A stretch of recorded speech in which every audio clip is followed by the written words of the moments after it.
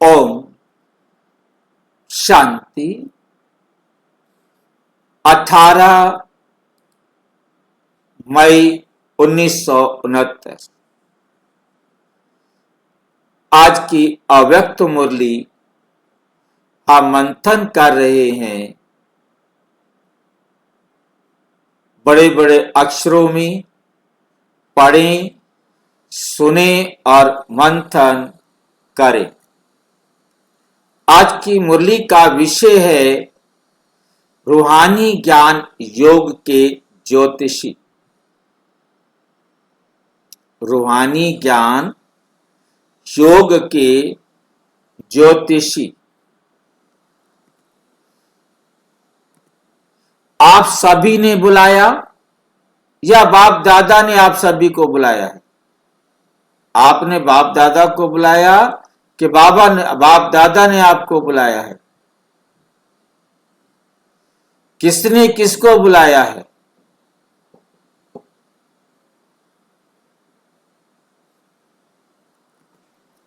जो बच्चे बाप के कर्तव्य में निमित्त बने हुए हैं उन्हों को ये बात हर वक्त याद रखनी कि हमें हर समय हर हालत में एवर रेडी और ऑलराउंड होना है। अगर ये दो बातें सभी में आ जाएं तो सर्विस का सबूत श्रेष्ठ निकल सकता है। लेकिन नंबरवार पुरुषार्थ अनुसार ये बातें हैं। आप निमित्त बने हुए बच्चों को ये स्लोगन याद रखना चाहिए कि हम तो कर्म करेंगे, मुझे देख और सभी करेंगे। हर समय अपने को ऐसा समझो जैसे ड्रामा के स्टेज पर सभी के सामने हम पार्ट बजा रहे। एक होता है अपने आप से रिहर्सल, एक होता है स्टेज पर सभी के सामने पार्ट बजाना। तो स्टेज पर एक्ट करने वाले का अपने ऊपर कितना ध्यान रहता है। एक एक एक्ट पर हर समय अटेंशन रहता है। हाथों पर, पांवों पर, आंखों पर, सभी पर ध्यान रहता है।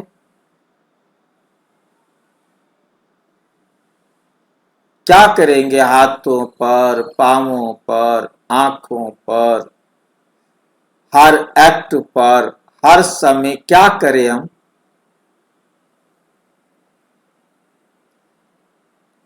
क्या ध्यान रखें हम?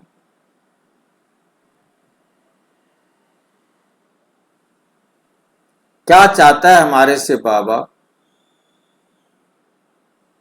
आंखों से रूहानी दृष्टि से देखना, विकारी दृष्टि से नहीं देखना। पाँव से अच्छे सत्संग बाबा की सत्संग की तरफ देखना,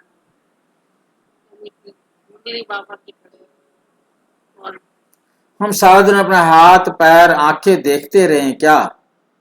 कर्म करना है तो मुझे बाबा की श्रीमत के अनुसार करना है। हमारा हर एक्ट, कोई भी काम, हर समय जो भी हो, चाहे वो देखना हो, बोलना हो, सुनना हो, करना हो, वह जहां पर शरीर का उपयोग होना है उस पर हमारा अटेंशन हो कि वो बाबा की श्रीमत के अनुसार हो रहा है। अगर कोई भी बात नीचे ऊपर होती है एक्टर के एक्ट में शोभा नहीं देती। तो ऐसे अपने को समझकर चलना है।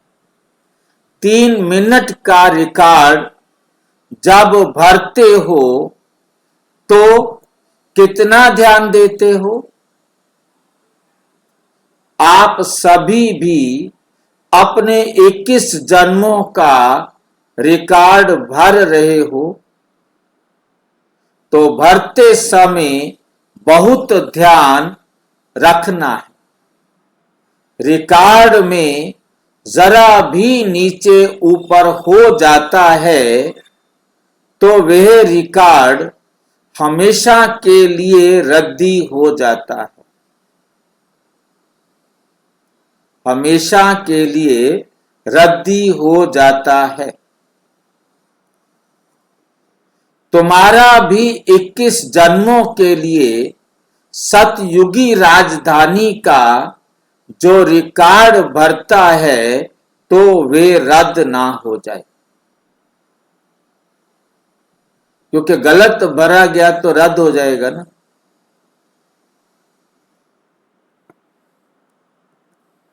रद्द हुआ तो फिर दूर हो जाते हैं। तो ये सोचना चाहिए हमारे हर कर्म के ऊपर सभी की आंख है।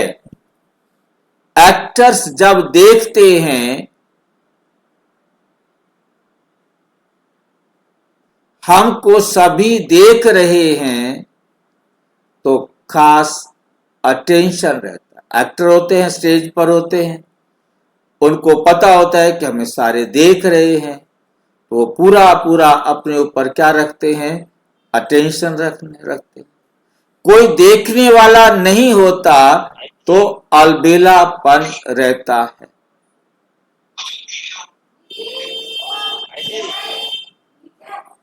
भाई जी, हाँ 3 मिनट का रिकॉर्ड भरता है भाई जी। 3 मिनट क्या चीज है भाई जी? 3 मिनट क्या है?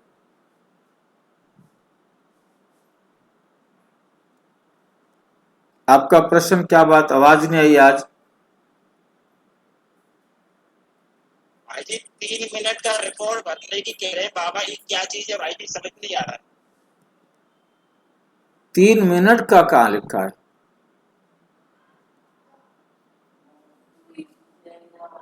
भाई काय लिखा है जी? हाँ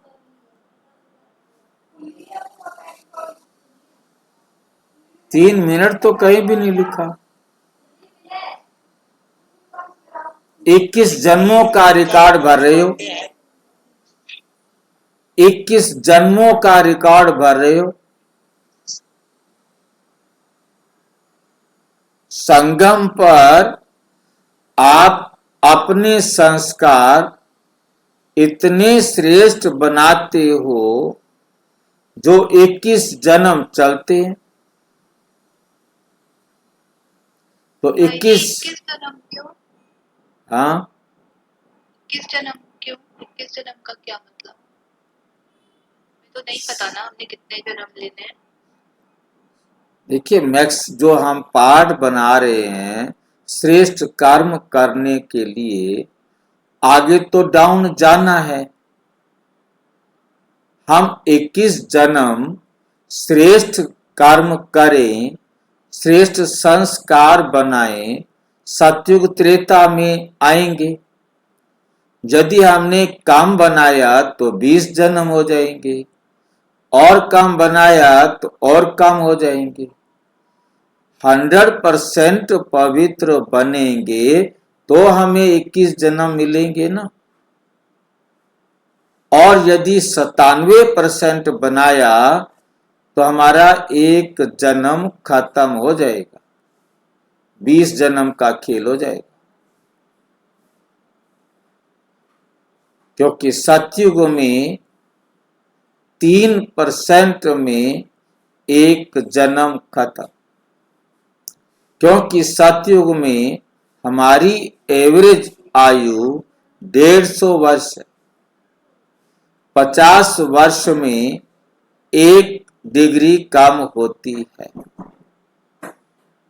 3 डिग्रियां कम हो जाएंगी।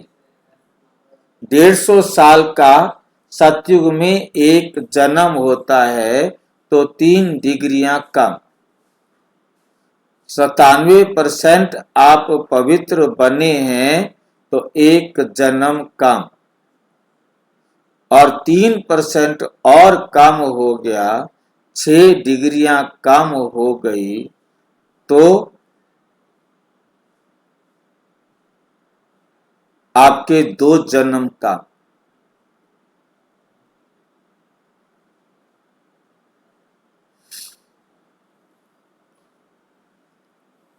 और जो 12.5 डिग्री कम है तो वो सतयुग में आएगा ही नहीं।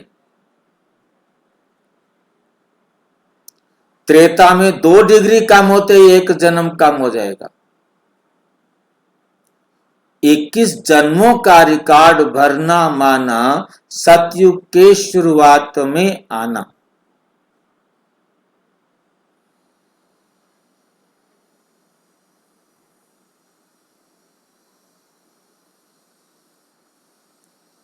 समझ में आ गया?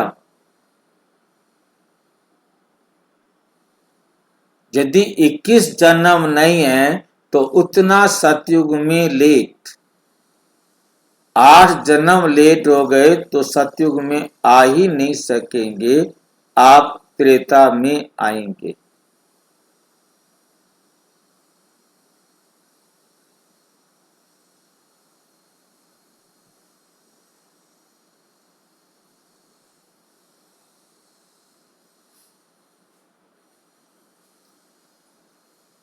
तो अपना 21 जन्मों का रिकॉर्ड भर रहे हो तभी तो आप आओगे।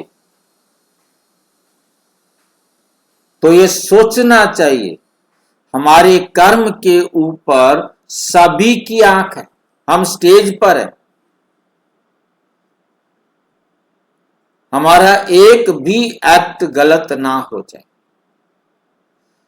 एक्टर्स जब देखते हैं हमको सभी देख रहे हैं तो खास अटेंशन रहता है। कोई देखने वाला नहीं होता तो अलबेलापन रहता है। तो हमेशा से समझना चाहिए हम भल कमरे में अकेले हैं, फिर भी समझो कि हमें सब देख रहे हैं।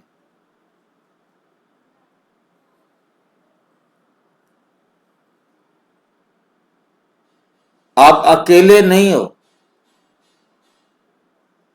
आपके बोल, आपकी चाल सब समझ में आ जाती है कि कौन कितना सुधरा हुआ है।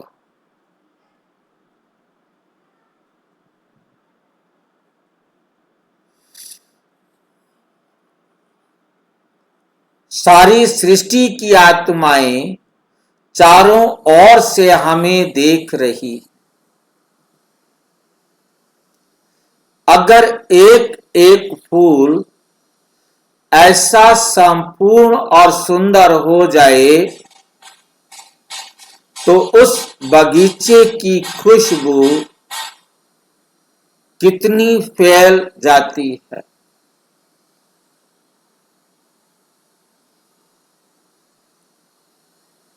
लेकिन क्यों नहीं फैलती?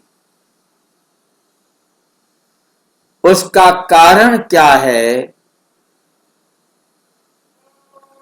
खुशबू के साथ साथ कहां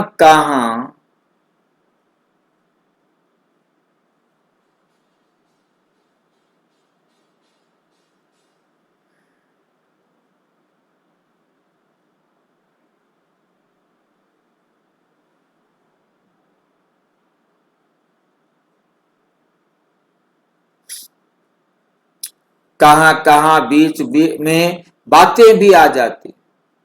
भले खुशबू कितनी भी हो, लेकिन खुशबू से भी जल्दी फैलने वाली बदबू होती। आप कितने व्यवहार कुशल हो, तो उसमें भी कोई खराब बात है तो बदबू जल्दी फैलती है खुशबू से।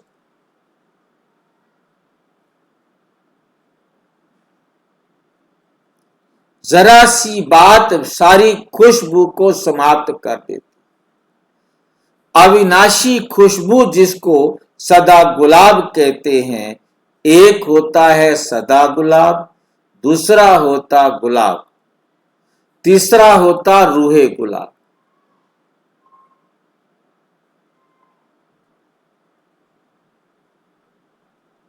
इन तीनों में पहला नंबर है रूहे गुलाब। वे रूह की स्थिति में स्थित रहता है, रूहानी रूह के हमेशा नजदीक है, ऐसे हैं रूहे गुलाब। दूसरी क्वालिटी जो है, वे फिर सर्विस में बहुत अच्छे रहते हैं, बाकी रूहानी स्थिति में कमी। सर्विस में धारणा में अच्छे हैं, संस्कार शीतल होते हैं, शीतल हैं। खुद अपने को क्या समझते हो, किस नंबर का फूल समझते हो, कांटे तो यहां हो भी ना सके। अब बाबा के बच्चे हों और एक दो को दुख देते हों, कांटे हों, तो बाबा कहते ये तो हो ना सके।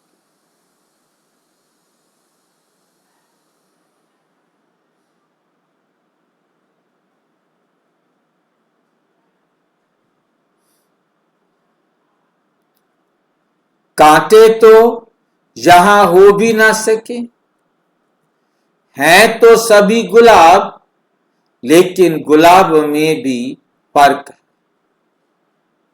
जो रूहे गुलाब होंगे, उनकी निशानी क्या होगी?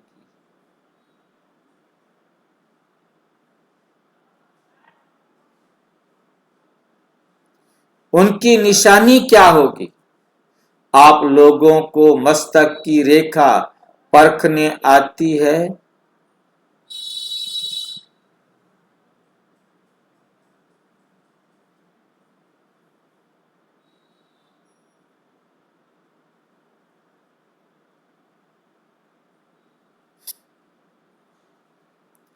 ज्योतिषी बने हो या नहीं?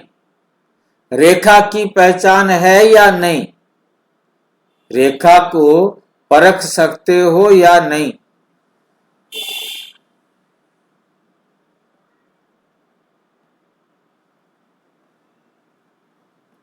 बाप दादा जो ज्ञान और योग की ज्योतिषी दिखाते हैं, उनसे क्या देखते हो?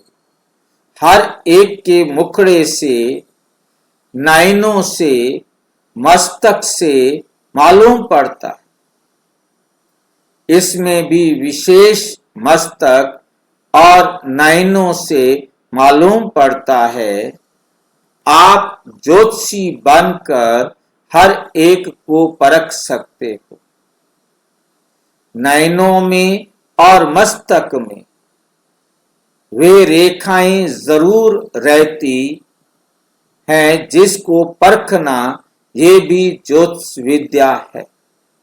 तो ये जो विद्या है परखने की, ये कईयों में कम है। ज्ञान और योग सीखते हैं, लेकिन ये परखने की ज्योतिष विद्या भी जाननी है। कोई भी व्यक्ति सामने आए तो आप लोगों को एक सेकंड में उनके तीनों कालों को परख लेना चाहिए। एक तो पास्ट में उनकी लाइफ क्या थी और वर्तमान समय उनकी वृत्ति दृष्टि और भविष्य कहां तक ये अपनी प्रारब्ध बना सकते हैं, ये जानने की प्रैक्टिस चाहिए। ये परखने की जो नॉलेज है वे बहुत कम है। ये कमी अभी भरनी चाहिए। वर्तमान समय जो आने वाला है, उसमें अगर ये गुण नहीं होगा, कमी होगी, तो धोखे में आ जाएंगे। कई ऐसी आत्माएं आपके सामने आएंगी जो अंदर एक और बाहर से दूसरी होंगी। परीक्षा के लिए आएंगी, क्योंकि कई समझते हैं कि ये सिर्फ रटे हुए हैं, तो कई रंग रूप से आर्टिफिशियल रूप में भी परखने लिए आएंगे, भिन्न भिन्न रूप से। इसलिए ये ध्यान रखना है कि यह किस लिए आया है, उनकी वृत्ति क्या है, और अशुद्ध आत्माओं की भी बड़ी संभाल करनी है। ऐसे ऐसे केस भी बहुत होंगे। दिन प्रतिदिन पाप आत्माएं तो बहुत होते हैं। आपदाएं, अकाले मृत्यु, पाप कर्म बढ़ते जाते हैं, तो उन्हों की वासनाएं जो रह जाती हैं, वे फिर शुद्ध आत्माओं के रूप में भटकती हैं। इसलिए ये भी बहुत बड़ी संभाल रखनी है। कोई में अशुद्ध आत्मा की प्रवेशता होती है, तो उनको भगाने लिए एक तो धूप जलाते हैं और आग में चीज को तपाकर लगाते और लाल मिर्ची भी खिलाते। तो आप सभी को फिर योग की अग्नि से काम लेना है। हर कर्म इंद्रियों को योगाग्नि में तपाना है, तो फिर कोई वार नहीं कर सकेंगे। थोड़ा भी कहां ढीलापन हुआ, कोई भी कर्मेंद्रियां ढीली हुई, तो फिर प्रवेशता हो सकती है। ये अशुद्ध आत्माएं भी बड़ी पावरफुल होती हैं। वे माया की पावर भी कम नहीं होती। ये बहुत ध्यान रखना है। और कई प्राकृतिक आपदाएं भी अपना कर्तव्य करेगी। उसका सामना करने लिए अपने में ईश्वरीय शक्ति धारण करनी है। उस समय स्नेह नहीं रखना है। उस समय शक्ति रूप की आवश्यकता है।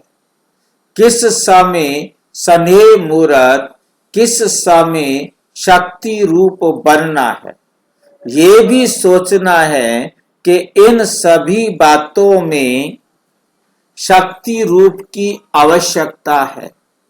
अगर कोई ऐसा आया और उनको ज्यादा स्नेह दिखाया, तो कहां नुकसान भी हो सकता है। स्नेह बाप दादा और देवी परिवार से करना है, बाकी सभी से शक्ति रूप से सामना करना है।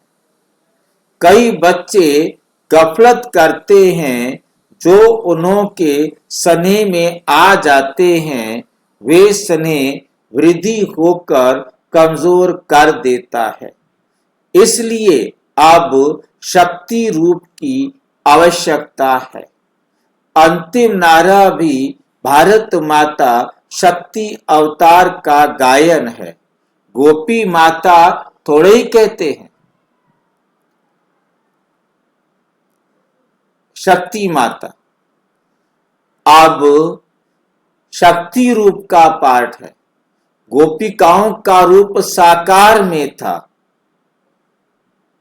अब अव्यक्त रूप से शक्ति का पाठ है। हर एक जब अपने शक्ति रूप में स्थित होंगे, तो इतने सभी की शक्ति मिलाकर कमाल कर दिखाएगी। यादगार रूप में अंतिम चित्र कौन सा दिखाया हुआ है? पहाड़ को अंगुली देने का। गोवर्धन पर्वत उठाया ना। अंगुली ये शक्ति की देनी है, इससे ही कलयुगी पहाड़ खत्म होगा। इसमें हर एक की अंगुली की दरकार है। अब वे अंगुली पूरी रीति नहीं दी है। अभी जो है आपने पूरी रीति अंगुली नहीं दी है। उठाते जरूर हैं, परंतु कोई की कभी सीधी, कोई की कभी टेढ़ी हो जाती है। जब पूरी अंगुली होगी तब प्रभाव निकलेगा। एक जैसे अंगुली देनी है, इसी कलयुग पहाड़ को जल्दी अंगुली देकर फिर सतयुगी दुनिया को लाना है। साकार के साथ स्नेह तो है, जल्दी जल्दी इस पुरानी दुनिया से चलने की तैयारी करो। आप कहेंगे अभी सर्विस कहाँ हुई है, लेकिन सर्विस भी किसके लिए रुकी है? अगर आप हर एक शक्ति रूप में स्थित हो जाओ तो आपके जो भूले भटके भगत है ना चाहते भी चकमक चुंबक के आगे आ जाएंगे, देरी नहीं लगेगी। जो भगत आपकी अवस्था कमजोर है, इसलिए आपके भगत अभी आपको पहचान नहीं रहे, आपके सामने आ नहीं रहे। अच्छा, ओम शांति। और विस्तार से जानने के लिए प्रजापिता ब्रह्मा कुमारी ईश्वरीय विश्वविद्यालय के किसी भी सेवा केंद्र पर संपर्क करें, या कोई प्रश्न है तो 9213106986 पर केवल आरटाई करें, व्हाट्सएप करें, फोन नहीं। ओम शांति।